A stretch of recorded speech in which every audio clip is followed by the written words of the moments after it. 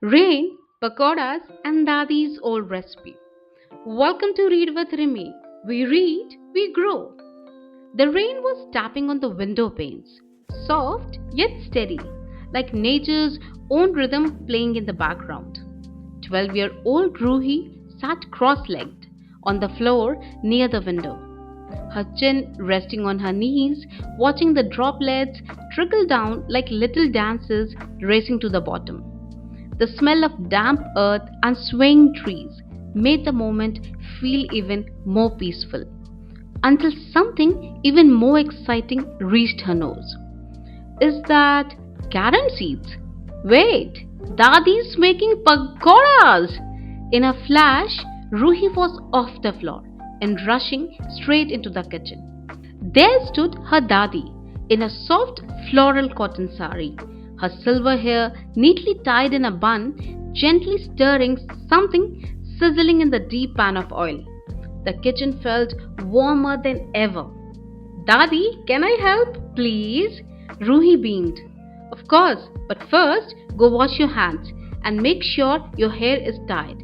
We don't want to add a hair pakora to the plate.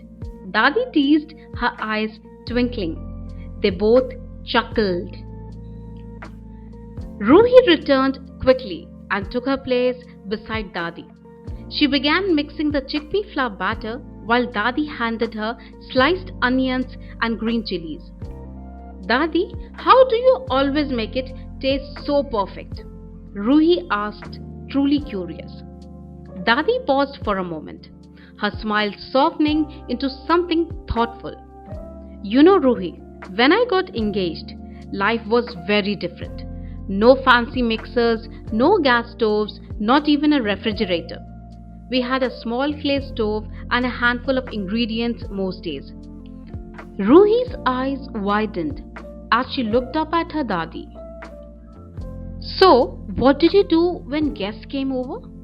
Well, on the day your Nana came to meet me, Dadi continued, gently flipping a pakora. We had only 2 small potatoes left, just a little oil and barely any flour. But I sliced those potatoes as thin as paper, used extra spices for flavor, and made the chutney fresh from garden mint. I didn't worry about what I lacked. I just cooked with all my heart. Ruhi stirred the batter slowly, taking in every word. And did Nana like it? She whispered. He didn't stop smiling the whole evening. Dadi replied with a laugh. You see, Ruhi, cooking is never about having everything. It's about putting love into what you do. That's what makes it unforgettable. Ruhi looked down at the batter in her bowl, then back at her Dadi. So every time I help in the kitchen, I'm learning more than just recipes, right? Dadi leaned in, touched her cheek, and said gently, exactly, beta.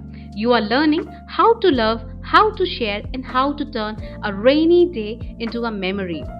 As the rain drizzled on, the smell of hot pakoras filled the home, and 2 generations stood side by side, not just cooking, but building stories they would remember forever.